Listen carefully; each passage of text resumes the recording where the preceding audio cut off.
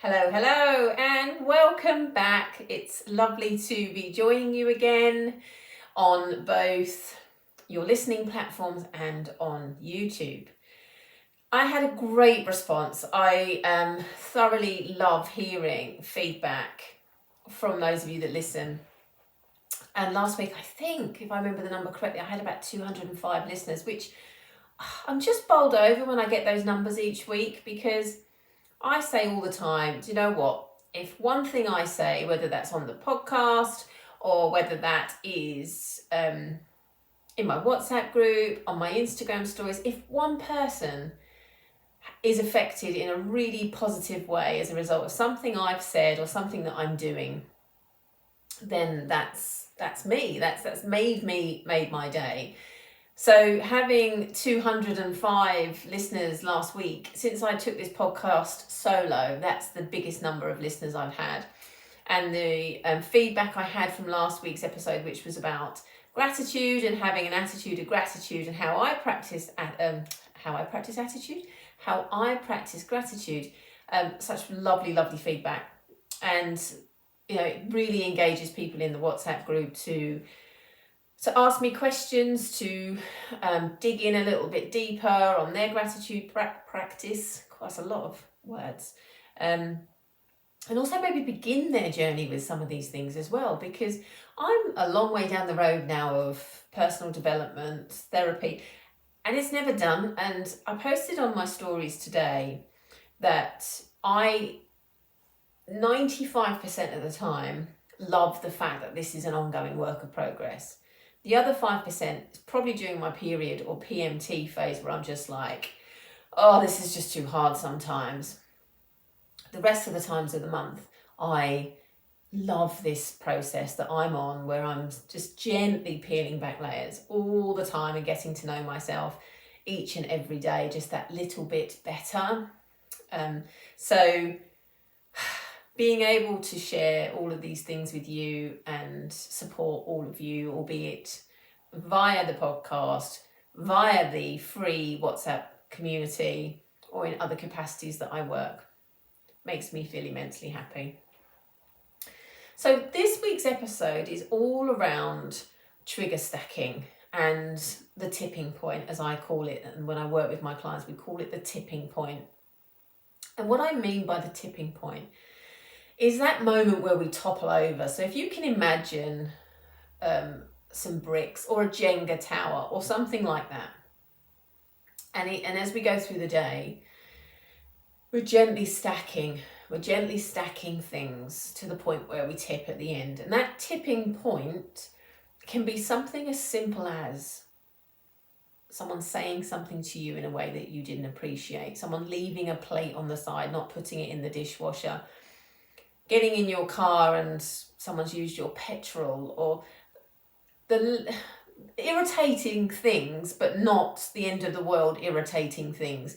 But at that point, they push you over the edge. I'm sure you can all think of something potentially in the last 30 days that just pushed you over the end, where you're like, no, I am done today. I am done adulting today. I'm done parenting today. I am done being on this planet today in terms of things I've had to face, things I've had to put up with. I'm going to bed.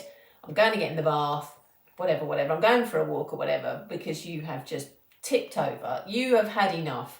Your block has completely fallen over at this point. And trigger stacking and tipping point, it's you get up that morning and you don't feel the way you do at the end of that day. You didn't start your day potentially feeling like you did at the end of the day, where your Lego or whatever fell over, where it tipped over and you just had enough. It was that. You didn't wake up in the morning feeling like that. You may not have woken up in the morning and thought, today's a great day, I feel brilliant, I feel wonderful. You might not have woken up in that mood, but you certainly didn't wake up in the mood that you finished the day in. And there's a reason for this. When we start to notice that we are tipping over, what can be really useful is to start looking at where the stacking occurred. What happened through the day? So from a personal example, I could get really frustrated if my husband leaves something on the bathroom floor, leaves his pyjamas on the floor. Yeah, that's right, my husband wears pyjamas. We are that old. Or leaves his dirty cup on the side in the kitchen when the dishwasher is underneath. Now, 9 times out of 10, I won't be best pleased about it. It'll be a mild irritation. I'll just pick them up and throw them in the wash bin, or chuck them on the bed, or I'll put the cup in the dishwasher and go about my day. But there are times where that will just make me like, for God's sake, why can't he pick that up? What is so difficult about putting that in the dishwasher? Why couldn't he just open the door? It took more energy to do that than it did to just put it back in the place that it's supposed to be. And when I have those moments, I start to track back. I start to look at what has led me to feel the way I'm feeling right now. And this is what I mean by trigger stacking. We get to the crux of the problem when we start tracking back. Why do I feel like this? What is it about today? What is it about something? And, females, right? It can be that at that time of the month, we are very vulnerable and we are feeling exposed and a bit roller coastery. And there are times where I'm less tolerant and maybe needing some space, maybe needing some TLC from others that are around me, or just some awareness that this is a tricky time for me. But there are also times when I'm not going to blame it on hormones, because hormones get a lot of flack for this. There could also be times where I'm feeling really unappreciated, really unvalued in my home, really unseen, really unheard. And excuse me, what we do is when we're feeling an emotion, or when we're feeling something, we kind of put out these feelers in areas of our life to gather up data to back it up. And this is what I mean by trigger stacking. We start looking. So let's say you woke up in the morning and you were a bit, today feels really sluggish. It's a bit clunky today. And then you walk into the bathroom and there's a wet towel on the floor and you think, I could pick this towel up. Why can't they just hang their towels up? And then you leave the bathroom and you go downstairs, and last night's plates still on the side and it was someone's job to put the dishwasher on or whatever. You begrudgingly start putting the plates in the dishwasher. Okay, I'll get on with that. And then something else in your day comes up and you maybe ask someone to do something for you and they haven't done it. Brilliant, yeah, that hasn't happened either. Yeah, absolutely brilliant. Okay, and we keep going. And what's happening is those Lego bricks, those bricks are being created. That stack is starting to build. Then we get to the end of the day and as the simple irritation, a mild irritation happens and we just blow like, are you kidding me? Why can't you take that? And that's kind of what happens. And it can happen with our partners, our husbands. It can happen with our children, other people that we have in our life. It could be with your colleagues. If you go into work and you feel unappreciated, undervalued, and you start to look around in that environment and just see all the things that you're doing and no one's noticing and no one's sharing any kind of gratitude to you. No one is saying, thank you. I really appreciate you doing that for me. You're not getting any of those words, any of that kind of reward, those feelings that you want to receive from doing that. And in the main, you don't mind doing those things. We don't go about our world for constant praise and gratification, but there are times when we want that and it's missing and we seek it and it's not there, and then it starts to build and we get that irritation stack to the point where we tip over. So when I'm working with a client, I often give them an illustration, or I get them to draw out Lego bricks, and when they tip, right on the point at the top where it tips over, what tipped you over, and let's start tracking back. Because as I always say, knowledge is power. When we understand what is the underpinning of all of this, what's the emotion that's sitting under these feelings, what's really going on for us? Because like I say, in most cases, it's a mild irritant that someone doesn't put something in the dishwasher or someone forgets to say thank you to you. It can be mildly irritating. But over a period of time and that build of those bricks, it becomes something that we blow up over, and we internally combust, because we don't always blow up either. Sometimes we suppress it if we don't feel comfortable saying to that person, I'm feeling really unappreciated now. I'm feeling really unloved. I'm feeling unseen. I'm feeling unheard, or whatever it is, whether it's a colleague, a friend, a partner, a child. If we don't feel comfortable saying that to them, we just internally hold on to it as well, don't we? And we just it's like that cartoon character where there's like smoke coming out of their ears because internally they're just combusting. There's nowhere to go with it. It's just sitting in your body and you're raging and you're frustrated, and it's like an inside out thing. And if you don't have the safety to be able to go to that person or persons and say, you did X, Y, Z and it made me feel this way, it will come out in a way that feels really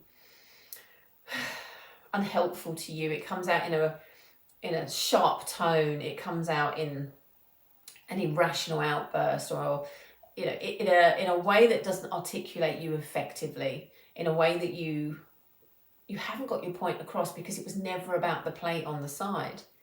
It was actually that I feel like I'm shrinking. I feel like I'm disappearing in my life right now. I don't feel like anyone sees me or anyone is hearing me. So when we get really curious about, why did I blow up last night? What was going on for me? Let's start to track back and look at what I am feeling in each of the episodes or the experiences I had. Let's identify what was actually going on. And maybe you can do this as well for a person that you have around you, and you've experienced them having a bit of a, let's say, irrational outburst. It may not have been irrational, but let's use that language. Let's just say for a minute you've been around somebody recently that's kind of just lashed out. Ask yourself, is there something else going on?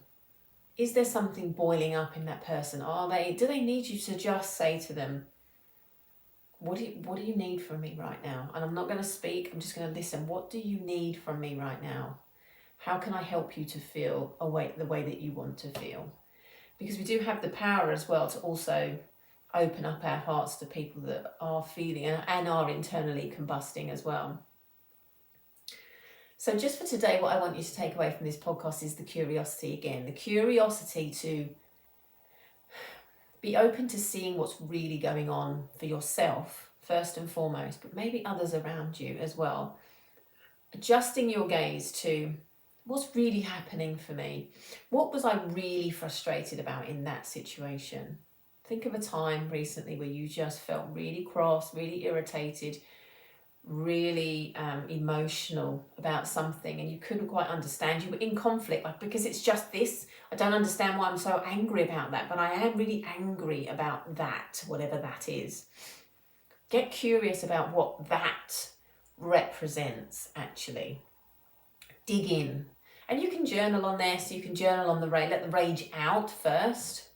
And as you start journaling, I was really angry today because he did this or she did that, or they did this or they did that. Then once that kind of pressure cooker has released, that psh, and then you can just breathe for a moment and then ask yourself, what's really going on here? What's really happening? What am I feeling? What's bubbling under this surface of irritation or frustration? So just for today, get really curious. These are such fabulous tools that I use with my clients all the time to allow them to get really comfortable with themselves and the emotions that they're experiencing all the time, because emotions show up for a reason. There is meaning in everything we feel, but sometimes it just gets really confused because we're boiling and we're tipping over. We're ignoring the signals of the emotions at the starting point. We're suppressing and ignoring to the point that we tip over because we simply can't take any more of what's going on. So that's the message I want to leave with you this week. Just a reminder that the beautiful free community is open to all. That's the Just for Today community over on WhatsApp. We are a beautiful, bubbling community where we talk regularly about things I'm discussing on the podcast, as well as other things that are going on in our lives as well. So I'm going to put a link in the show notes for you. Please do come over. You would be so, so welcome. When I say that this is a really beautiful community full of support and unconditional care and lack of judgment, I mean it. And it's not just because I've created it, it's because that's the intention for this WhatsApp group. We would love to welcome you in. So before I finish up today, I am just going to, I've remembered, my cards are here. I have remembered to bring them out today. So I'm going to have a little shuffle and I am going to share with you today's card. Okay, shuffling, here we go. Okay, so the card for you today is Receive. So I'm just going to show to those of you watching on YouTube, just a reminder as well that I do publish the podcast on YouTube every single week from my highly technical setup, which is my office. My iPad is currently propped up by a washing basket. I'm telling you now, I am extremely technical, but it's good enough. So this week's card is Receive. It's time to sit back and let go. Your manifestations will be coming to you very soon, and the universe wants you to know your hard work has paid off.